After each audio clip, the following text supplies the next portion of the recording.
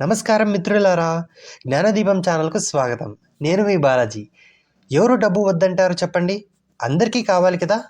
కానీ ఎందుకో మనలో చాలామందికి డబ్బు దూరంగా పారిపోతూ ఉంటుంది. ఎంత సంపాదించినా చేతిలో నిలవదు.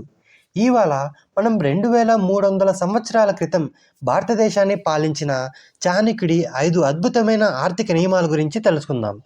చంద్రగుప్త మౌర్యుడిని సామాన్యుడి నుండి చక్రవర్తిగా మార్చిన ఆర్థిక మేధావి వీరు. ఈ నియమాలు పాటిస్తే మీ జీవితంలో ఆర్థిక స్థితి అనేది మారిపోతుంది. డబ్బు మీ వెంటపడి వస్తుంది. రూల్ నెంబర్ 1, ఆదాయం కంటే ఖర్చు తక్కువగా ఉండాలి. మొదటి నియమం విన్నప్పుడు మీరు నవ్వుతారు, ఎందుకంటే ఇది చాలా సింపుల్. అయినా 90% మంది దీన్ని పాటించరు. ఎంత సంపాదిస్తున్నావు అన్నదే ముఖ్యం కాదు, ఎంత మిగుల్చుకుంటున్నావు అన్నదే నిజమైన ఆర్థిక విజయం. ఇది చాణక్యుడి మొదటి సూత్రం. నా స్వంత అనుభవం మీకు చెప్తాను. నా ఆఫీస్లో రవి అనే సీనియర్ ఉన్నారు. అతని ప్యాకేజీ 1.5 లక్షలు, నాది 70,000. ఒకరోజు కాఫీ తాగుతూ అడిగాను, రవి, నువ్వు నాకంటే రెట్టింపు సంపాదిస్తున్నావు కదా, ఖచ్చితంగా బాగా సేవింగ్స్ ఉంటాయి కదా అని అడిగాను. అప్పుడు అతను నవ్వి, ఏంటి బాలాజీ, నా అకౌంట్లో నెల చివరికి 10 నుండి 20,000 కూడా ఉండవు, కావాలంటే చెక్ చేసి చూడు అని అతని ఫోన్ని చూపించాడు. అతని ఫోన్ని చూడగానే నేను షాక్ అయ్యాను. కారణం ఏమిటంటే 60,000 ఐఫోన్ ఈఎంఐలకి, కార్ లోన్లకి, క్లబ్బులు, పబ్బులు, డిస్కోలు, 15,000 బ్రాండింగ్ బట్టలు, ఈ విధంగా చాలా వరకు ఫుడ్ డెలివరీ అని, ఈ విధంగా తరచూ కూడా డబ్బుని వృధా చేస్తూ ఉన్నాడు. కానీ నేను మాత్రం ఎప్పుడు కూడా 50-20-30 అనే ఈ రూల్ని పాటిస్తాను.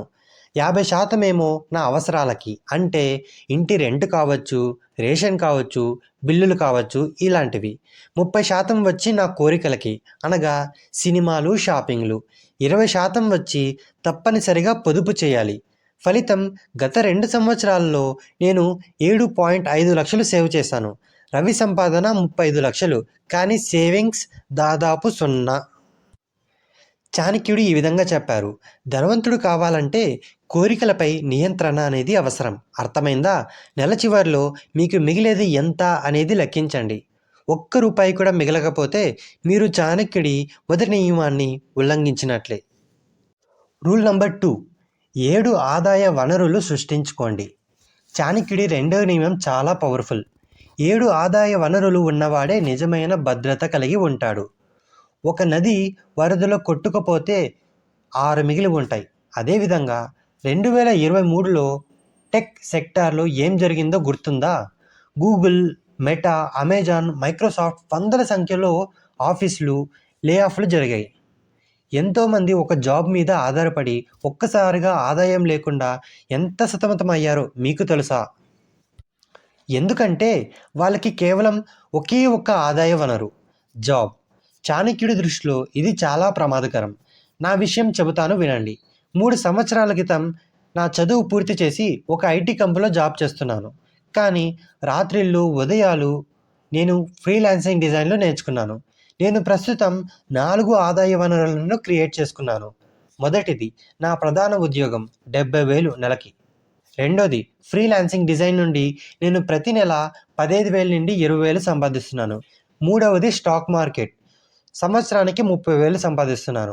నాలుగవది ఇక యూట్యూబ్ ఛానల్, కొత్తది, ఇదే ఫస్ట్ వీడియో, ఇప్పుడే ప్రారంభంలో ఉంది. ఇలా మీరు కూడా ఇలాంటి ఆదాయ వనరులను సృష్టించుకోవచ్చు. అర్థమైందా? యూట్యూబ్ అని, ఇన్స్టాగ్రామ్ అని, రియల్ ఎస్టేట్ అని, డిజిటల్ ప్రోడక్ట్స్ అని, ఈబుక్స్ అని, కోర్సెస్ అని, ఈ విధంగా మీరు స్టార్ట్ చేయవచ్చు. ప్రారంభంలో ఈ అదనపు ఆదాయాలు చిన్నవిగా ఉంటాయి. నా ఫ్రీలాన్సింగ్ ఆదాయం మొదట్లో నాకు నెలకి కేవలం 5,000 మాత్రమే, కానీ కొంచెం కొంచెం ప్రగతి అనేది కనిపించింది. గుర్తుంచుకోండి, మీ నైపుణ్యాలనే పెట్టుబడిగా చేసిన వారు ఎప్పటికీ దివాలా తీయరు. ఇది చాణక్యుడి సూత్రం. రూల్ నెంబర్ 3, వినియోగించుకోండి, వృధా చేయకండి. చాణక్యుడు చెప్పిన 3వ నియమం, ధనాన్ని వినియోగించుకోవాలి, వృధా చేయకూడదు. చాలామంది అనుకుంటారు ధనాన్ని ఖర్చు చేయకపోతే పొదుపు అవుతుంది అని. కానీ పొదుపు అంటే డబ్బు ఖర్చు చేయకుండా ఉండడం కాదు, సరైన విషయాల కోసం ఖర్చు చేయటం, వృధా చేయకుండా ఉండటం. మీకు ఒక ఉదాహరణ చెబుతాను. శ్రీను అనే నా మిత్రుడు ఎంబీబీఎస్ చదువుతున్నప్పుడు మంచి స్టెటస్కోప్ కొనడానికి 12,000 రూపాయలు ఖర్చు చేశాడు. చాలామంది వాటిని తిట్టారు. అదే డబ్బుతో సినిమాలకు పార్టీలకు వెళ్ళొచ్చు కదా అని తిట్టారనమాట. కానీ ఆ స్టెథోస్కోప్ ఇప్పుడు శ్రీనుతో ఉంది. డాక్టర్గా మంచి అనుభవంతో రోగులకి సేవ చేస్తున్నాడు. ధనము అనేది 2 విధాలుగా ఉపయోగించుకోవాలి. మొదటిది మీ నైపుణ్యాలు, జ్ఞానం పెంచుకోవడానికి. 2 మీ కుటుంబం, సమాజం కోసం. అందుకే చాణక్యుడి ఈ విధంగా చెప్పారు. సకుటుంబ పోషణ కోసం వ్యయం, దాన ధర్మాలకు వినియోగం, ఆత్మరక్షణ కోసం దాచుకోవడం. ఇదే ధనానికి సద్వినియోగం. రూల్ నంబర్ 4 వ్యాపార బుద్ధితో ఆలోచించండి. 4వ నియమం ప్రతి నిర్ణయాన్ని వ్యాపార కోణంలో చూడండి. ఎంత పెట్టుబడి పెడుతున్నాము, తిరిగి మనకి ఎంత వస్తుంది. మనలో చాలామంది డబ్బు ఖర్చు చేసేస్తూ ఉంటారు వృధాగా. ఫ్రెండ్స్తో పోటీ పడటం, సోషల్ మీడియా చూసి ఇంప్రెస్ అవ్వడం ఇలాంటివి అన్నమాట. నా జీవితంలో నిజమైన సంఘటన ఒకటి జరిగింది. 2 ఏళ్ల క్రితం నేను 2 ఎంపికలతో ఇబ్బంది పడ్డాను. ఒకటిది ఓ అద్భుతమైన ఐఫోన్ 75,000. రెండోది అమెరికన్ కంపెనీలో ఆన్లైన్ డిజైన్ కోర్సు 60,000.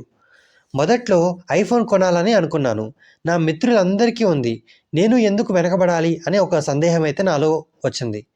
కానీ వ్యాపార కోణంలో ఆలోచించాను. ఐఫోన్ ఇప్పుడేమో 75,000 ఖర్చు చేస్తే 2 సంవత్సరాల్లో దాని విలువ అనేది పడిపోతుంది. అంటే రెట్టింపు ఖర్చులు. కోర్స్ ఏమో 60,000. జీవితకాలం నైపుణ్యం. నెలకు 20,000 అదనపు ఆదాయం మనం కోర్స్ బాగా నేర్చుకుంటే. నేను కోర్స్ తీసుకున్నాను. నిజంగా భావోద్వేగాలను దాటి ఆలోచించాను. ఫలితం గత 2 నెలల్లో ఆ స్కిల్తో 4.5 లక్షలు సంపాదించాను. అందుకే చాణక్యులు ఈ విధంగా చెప్పారు. అమూల్యమైనది కొంటే గొప్పవాడివి కాదు, విలువైనది కొంటే తెలివైన వాడివి అవుతావు. మీ అందరి కోసం ఒక చిన్న టిప్ చెప్తాను. మీరు ఏదైనా కొనే ముందు ఈ వస్తువు నాకు 5 ఏళ్ల తర్వాత నాకు ఏమి తిరిగి ఇస్తుంది అని అడగండి. సమాధానం లేకపోతే కొనొద్దు. రూల్ నంబర్ 5 ఆస్తి బాధ్యత నిష్పత్తి. చివరిగా 5వ నియమం ఎప్పుడు కూడా మీ ఆస్తులు, అప్పులు ఈ రెండింటిని కూడా ట్రాక్ చేయండి. చాణక్య నీతిలో ఒక ముఖ్యమైన సూత్రం. బుద్ధిమంతుడు ఎప్పుడు కూడా తన ఆదాయం, వ్యయం, ఆస్తులు, అప్పులు తెలుసుకొని ఉంటాడు. చాలామందికి తమ నెట్వర్త్ ఏంటో తెలియదు. ఇందులో ఒక చిన్న ఫార్ములా ఉంది. అదేంటో చెప్తాను వినండి. ఆస్తులు మైనస్ అప్పులు ఈక్వల్స్ టు నెట్వర్త్. ఆస్తులు అంటే ఏంటి?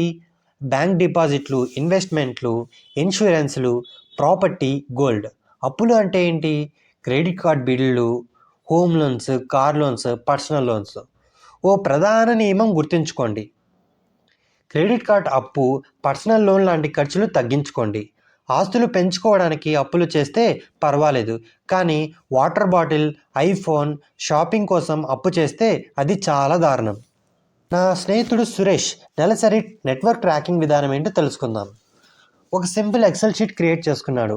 లేదు అంటే మీరు 2 కాగితాలను తీసుకోండి.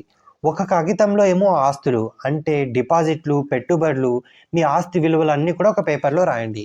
రెండవ పేపర్లో ఏంటి అంటే అప్పుల గురించి రాయండి. అంటే క్రెడిట్ కార్డ్ బిల్లులు, లోన్లు ఇలాంటివి అన్నమాట. నెల చివరిలో నెట్వర్త్ లెక్క కట్టడం.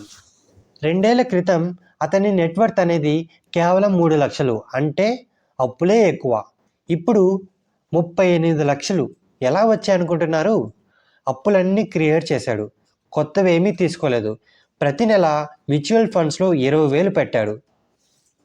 ఒక ప్లాట్ కొన్నాడు. దాని విలువ అనేది పెరిగింది. ఈ నియమాలు పాటించినట్లయితే మీరు కూడా 2 నుండి 3 సంవత్సరాలలో ఆర్థిక స్వేచ్ఛ వైపు అడుగులు వేస్తారు. నేను చెప్పిన నియమాలలో మీకు ఏది బాగా అనిపించిందో కమెంట్లో తెలియజేయండి. మరియు మన ఛానల్ జ్ఞానదీపంని సబ్స్క్రైబ్ చేయడం మర్చిపోకండి. తదుపరి వీడియోలో మరిన్ని ఆధ్యాత్మిక, ఆర్థిక రహస్యాలతో మీ ముందుకు వస్తాను. ధన్యవాదాలు. వందనాలు.